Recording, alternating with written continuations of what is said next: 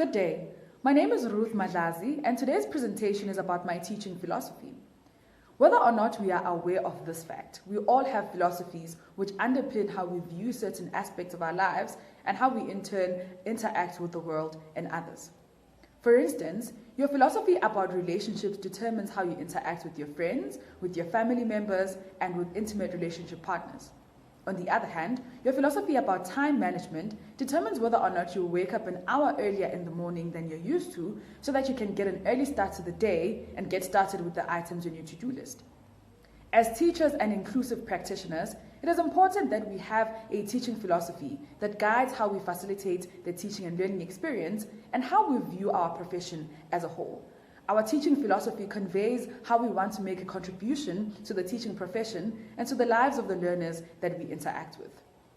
For my personal teaching philosophy, I have 4 cardinals or principles that underpin it. The first one is inclusivity, the second one is creativity, followed by participation and respect.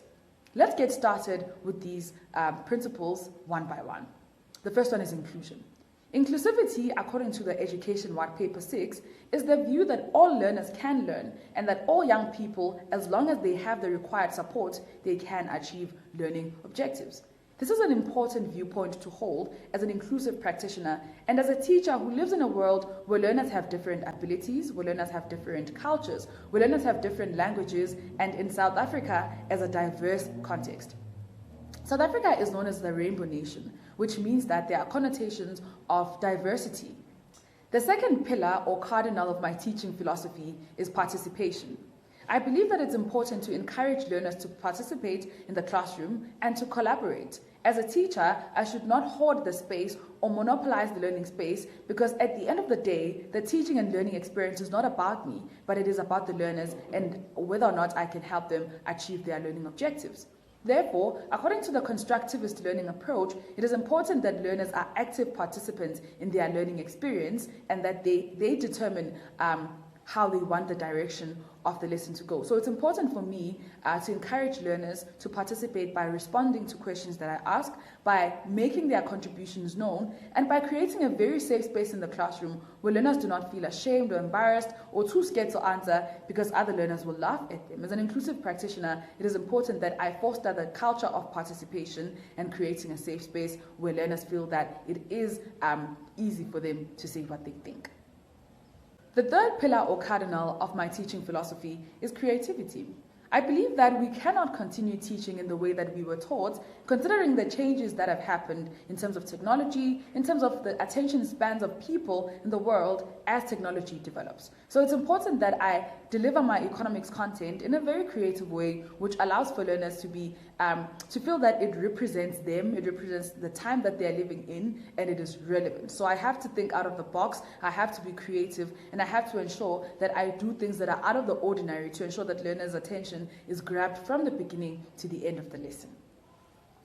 The fourth and last pillar of my teaching philosophy is respect. We have seen increasing levels of teachers who are attacked by learners in the classroom. We need to ask ourselves what we're doing wrong. And I think part of the problem is that we don't respect our learners as teachers. As inclusive practitioners and as teachers, it is our responsibility to model behavior which we want our learners to exhibit. If we respect them, if we respect our colleagues, if we speak with respect to their parents, we speak with respect to the cleaning staff at the school, to the groundsmen and everyone, our learners will see that we need to respect each other. Therefore, it's important for me to foster the culture of respect and interact with my learners in the way that I want them to interact with me. Of course, this might not always be possible, given the fact that we're humans and we are bound to make mistakes or to have short tempers. But I dedicate myself and I make a pledge to respect my learners at all times and my colleagues so that I can get the same in return. So in summary, my teaching philosophy is centered around inclusivity, which means embracing the diversity in my learner population. It is also centered around participation, where learners are active participants in the learning experience and they make contributions without being scared.